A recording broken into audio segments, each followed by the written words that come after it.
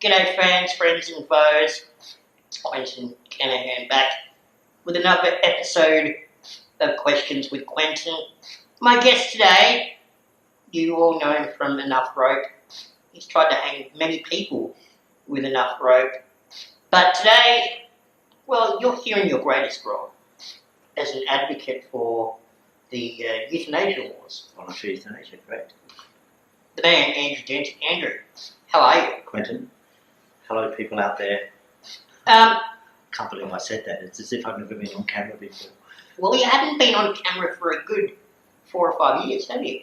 Pretty much, that's right, yeah. I'm self-unemployed. Don't you like that? Not being on camera? Yes. I do actually, I haven't missed it at all. So what are you doing here? Well here, we're actually sitting in the house of a South Australian MP, Steph Key, who has put up a voluntary euthanasia bill for South Australian politicians to debate. This will be the 14th time they've looked at something like this, and I'm here trying to persuade them not just to vote for the bill, but to give them reasons why this law needs to be passed. And tell us, why are you such an advocate for this bill? My dad died badly, painfully, and that was 20 years ago. And a couple of years ago, I'd stopped working in television, and I decided to try and answer the question, why are good people left to die bad deaths in this country? And I've spent thousands of hours in the last 2 years travelling overseas, going around this country, speaking to people on all sides of this question. And the answer is why people are left to die bad deaths is not a good answer. And it's because our politicians have found it difficult to engage with the issue. They haven't understood how the laws work overseas. And then they're not seeing what the problem is, which is that many Australians, despite the best help of palliative care and medicine, do die painfully, and that tragically, too many older Australians take their own lives in violent ways to try and deal with illnesses that medicine can't. And I think we should be doing something about it. Why do you think people are opposing it? At core, for most people, it's religion. And I respect that. There are those people of view that only God can decide how to end a life. And they're entitled to that view. But the reality is these laws are not about taking a life. These laws are to help people who are already dying and to give them a choice about how difficult and painful that death needs to be. I think for some people they oppose it because they don't understand it. And other people oppose it because death is scary and people are just frightened of death and they go, la la la la la, I don't want to think about it. Yeah.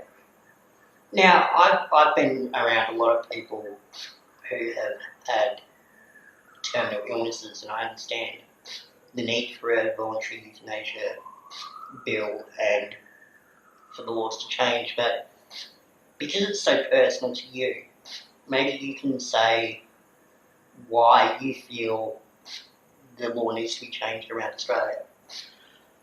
Look, it's probably best to explain it in terms of some of the people I've met and the stories I've heard. Sure. So, for example, here in South Australia last year, a 91-year-old woman called Eileen Dorr, who'd given her life to our community, dying of cancer, and she didn't want to go through a long death. She wanted help to die, but there is no legal way for that to happen. So she did the only thing that she could do. She started to starve herself to hasten it.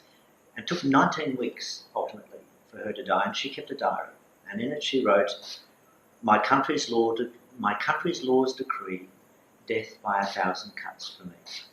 Now I look at someone like Eileen, and I think a compassionate society would have offered her a better path than that. And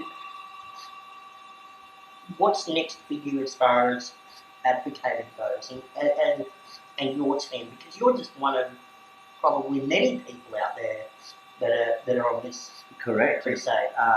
I am. There are thousands and thousands of people that have worked on this for many years.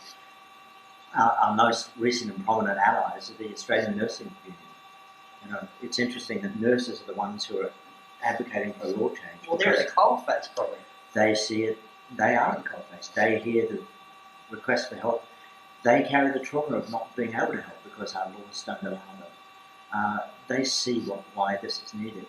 So, look, my next step, it's really interesting. I've been camping myself in Parliament House, meeting all kinds of politicians, some of whom strongly oppose this law, and trying to discover what is it that they're concerned about, and trying to explain to them in a logical, reasonable way how a law works and why it's something that they will be rewarded for by the electorate. So I've set up an entire organisation called Go Gentle Australia, which is about advocacy for law reform, but also about informing the debate.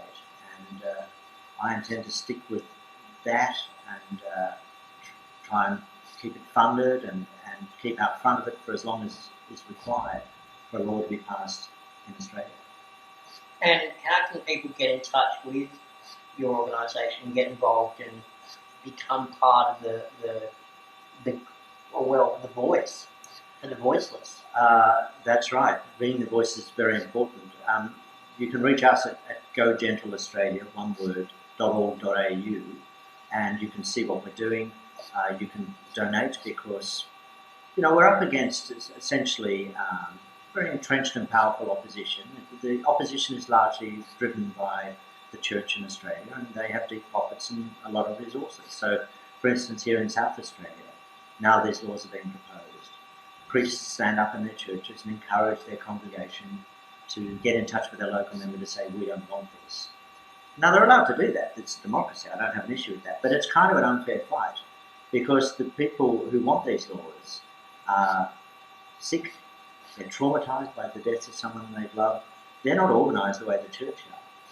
So, to anyone watching this who does feel strongly, I would ask, yes, please, see what we're doing, and if you feel like that, please don't. Please, if you are going to get involved, please go to begentle.org.au. Go Gentle. Go Gentle, sorry. Yes, that's okay. Get Gentle is something else which we'll talk about after. That's an entirely different conversation. It is. GoGentle.org.au.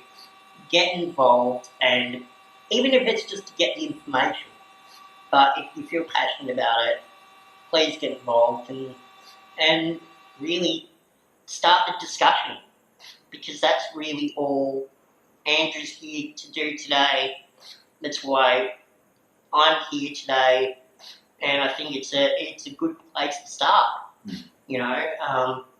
Every journey starts with a step, and this is it.